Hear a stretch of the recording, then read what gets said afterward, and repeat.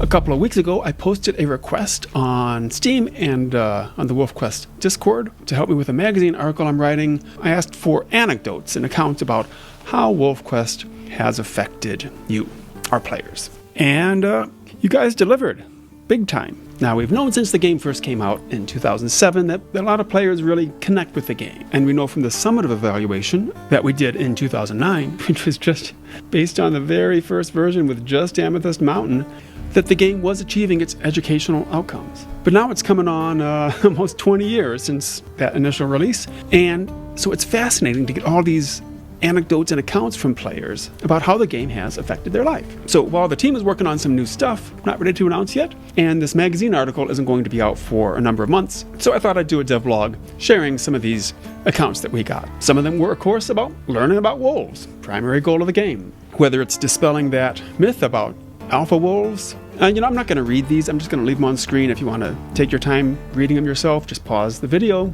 But another primary goal of the game was to help players make an affective connection with wolves. And so I love quotes like this, spending an exorbitant amount of time running around as a wolf, both in the game and in person, let's be honest. But of course, people also use any kind of media, really, in their own ways, like learning English or learning how to write better.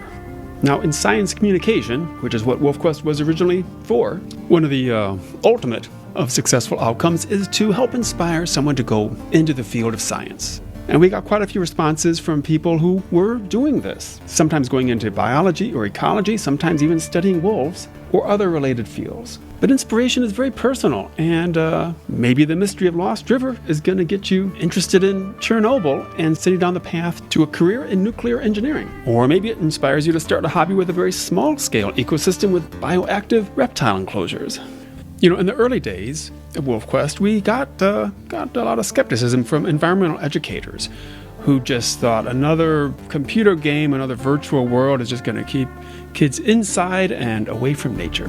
I disagreed. I thought people learn about something, they want to see the real thing. And so it's been very cool to see how many people have been inspired to go to Yellowstone after playing WolfQuest. And seeing the real place after you've seen it only in virtual representations, you feel like you know the place when you show up, and that makes it even more special, especially when you can bring your own soundtrack for the experience. Now, going back to 2005, our original plan for the whole WolfQuest project included the community forum. We knew it was important to have a place for players to come together, talk about the game, talk about wolves, and that's where a lot of learning takes place. And that happened. But little did we know that the forum would become really bigger than the game for many, many, many people. It was a place where you could find other kids your age who like the same things, make long-term and maybe even lifelong friends, and just find a place where you feel at home, where you can share your writing and your artwork and get warm, positive, and encouraging appreciation and feedback. And just a place where no matter how weird you might feel out in the big world out there, here you feel seen and special. We got so many responses about the community and about these other ways that WolfQuest affected players. And all these I've talked about so far are things that we were hoping for, that we designed the game and the larger project hoping to achieve. But we got a lot of other responses about other ways that WolfQuest has affected players. In just a week's time, we got over 300 responses, adding up to over 70,000 words. Just incredible. And some really passionate, some really personal stories.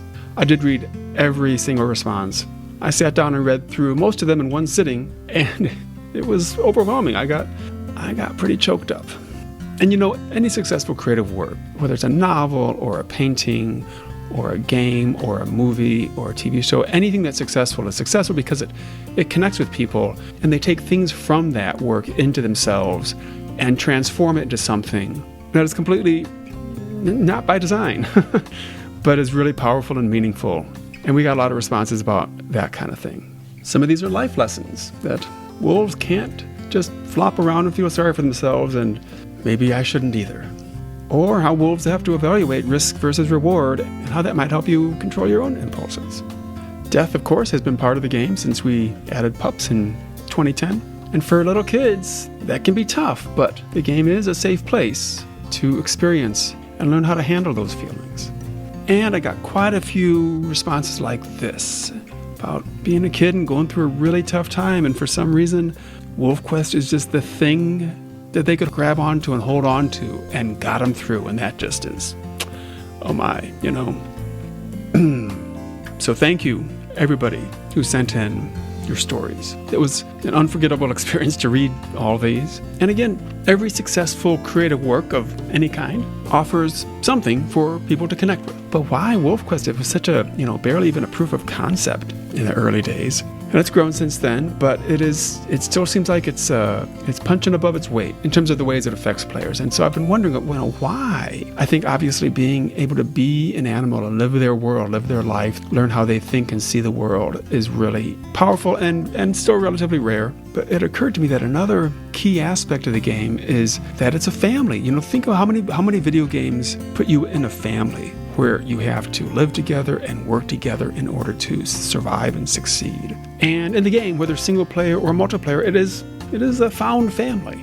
And that creates this emotional context where you can layer in a lot of meaning from yourself onto the gameplay, and also take out a lot of meaning from the gameplay and integrate it into your own life. All this wasn't part of the plan, but the ways that players have bonded with the game really is the reason why WolfQuest is still around. Because we knew when we were considering reviving the game, players would stick around if we stuck around. So thank you, everybody, for sticking around. And we're not done yet, so stay tuned.